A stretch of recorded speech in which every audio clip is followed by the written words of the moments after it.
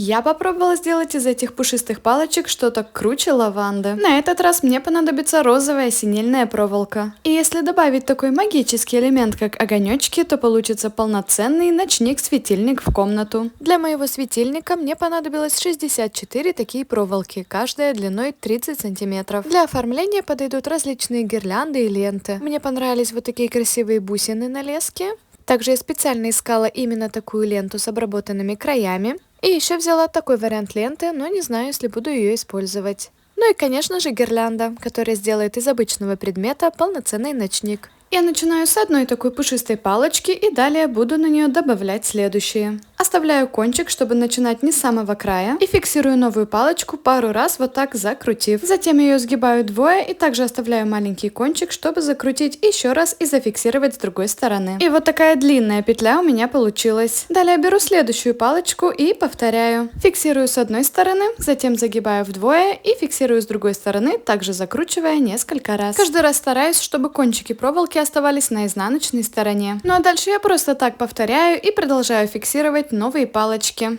И всего у меня получилось 24 такие палочки. Это с учетом того, что со второго края я также оставила кончик.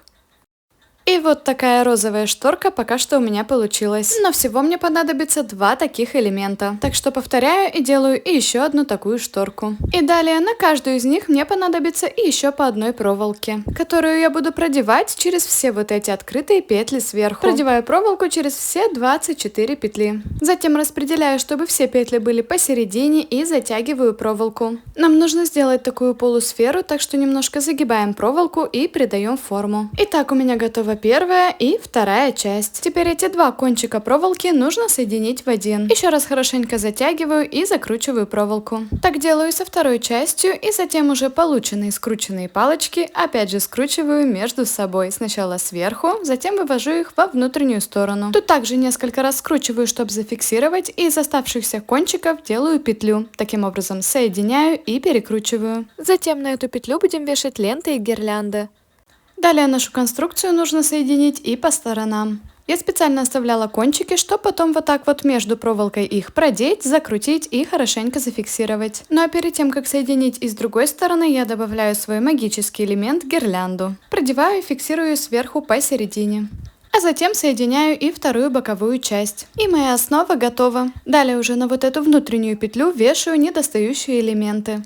Начинаю со своей гирлянды из бусин, так как она у меня одна. Затем я так соединяю 2 проволоки, чтобы сделать из них одну более длинную. Затем вот так вот наматываю, чтобы создать пружинку. Ее немножко распрямляю и кончик поправляю, чтобы он был более такой красивый. Все это вешаю на свою петлю. Просто загибаю проволоку, закручиваю и фиксирую. Чтобы спирали сделать разной формы, можно их растянуть сильнее, так они будут длиннее. Также парочку я повесила не за петлю, а за саму конструкцию. Ну и наконец-то добавляю ленту. Я нарезала длинные кусочки и продела их через петлю. Можно сделать, чтобы кончики были на одной высоте, или во втором варианте я решила сделать, чтобы один кончик был выше, другой ниже. Мне кажется, этого достаточно, ленту с бусинами уже не буду добавлять, так что распрямляю гирлянду, и готов мой ночник Медуза. Смотрится очень красиво как при дневном свете, так и без него. Результат меня прям очень удивил. А как вам такая медуза-ночник?